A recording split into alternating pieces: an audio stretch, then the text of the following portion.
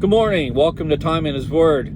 After I got parked yesterday, there's a Pilot that sits right next door to a Walmart down in Florida, and I needed to get a few things.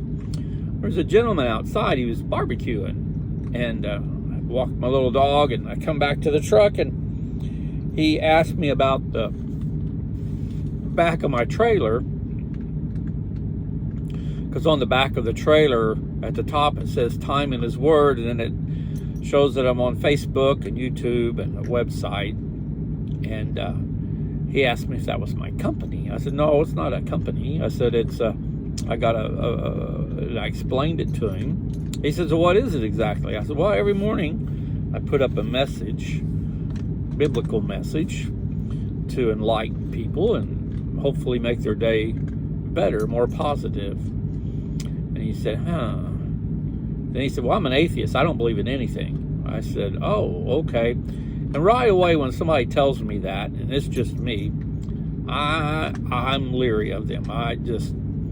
From my time in the military and being around veterans who fought, you can ask any one of them and they'll tell you they never did find an atheist in a foxhole.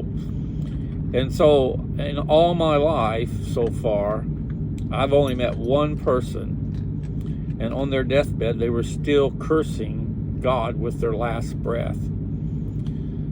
And that, to me, that guy there, that to me was a true atheist. With his last breath, he denied Christ. So when somebody says they don't believe or they're an atheist, I humor them, I guess you could say. But he asked me some questions, and I answered them as best I could. And it seemed like he was trying to bait me in one direction. I wouldn't bite. I wouldn't go there. And but nonetheless, it was a pleasant conversation. Nobody got rude or obnoxious or nothing. Just two people talking in a parking lot.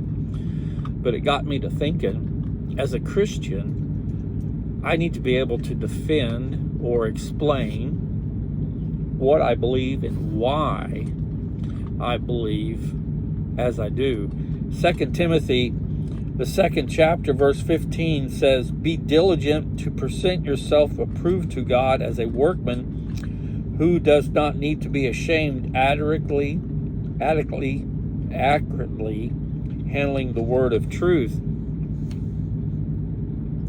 So it's telling me that I need to spend time in His Word and know it, because he's comparing you to a workman who's a skilled laborer, and no matter what your profession is, you become proficient in that. You're able to explain it, whatever your profession is. And we need to be the same in our walk in Christ. We need to be able to express why we believe and what we believe whenever we're asked. And if we hee-hawm around or repeat something that somebody else says because it sounds good, that's their words. That's not our words. We might believe what they're saying and understand and agree with what they're saying, but it's still their words you're reciting. You need to be able to explain it in your own words, in your own way of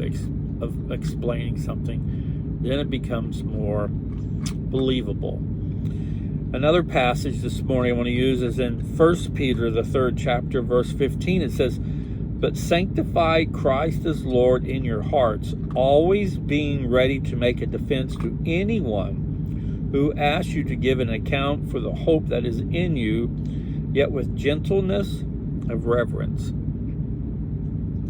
So when we're defending what we believe and we're explaining why we believe and how we come to that conclusion and why we're not going to vary one way or another in what we believe, we need to do it with passion and conviction, but at the same time, we don't need to be authoritarian or give the attitude that if you don't believe my way, then your way is totally wrong, and there's just no sense in us going on. We shouldn't explain it that way. It should be a normal conversation it might get a little heated, a little bit excited, but not in the sense that we're disrespecting each other. Because when people have heated debate, it gets a little intense at times, but that's because you're defending your point and they're defending their point. And at some point, you have to agree to disagree. And it's the same thing about anything. But one thing I'm very reluctant to do is to preach religion, or if someone brings it up, I'm willing to talk about it. But religion and politics, there's two of them topics you avoid because everybody has their own opinion, and it can get some pretty heated arguments. So you have to, at the same time, kind of go at it slowly. If somebody's questioning you about why you believe and how you believe, but at the same time be stern and firm in your belief in the words you choose, so that they understand that while it might sound like you're being argumentative, you're not. You're just defending your position. You're defending why you believe what you do. So think about that today. If you park your vehicle and you get out and somebody walks up and they says, "Hey, I'm an atheist. Why do you believe, or explain to me how you can believe that there's a God?"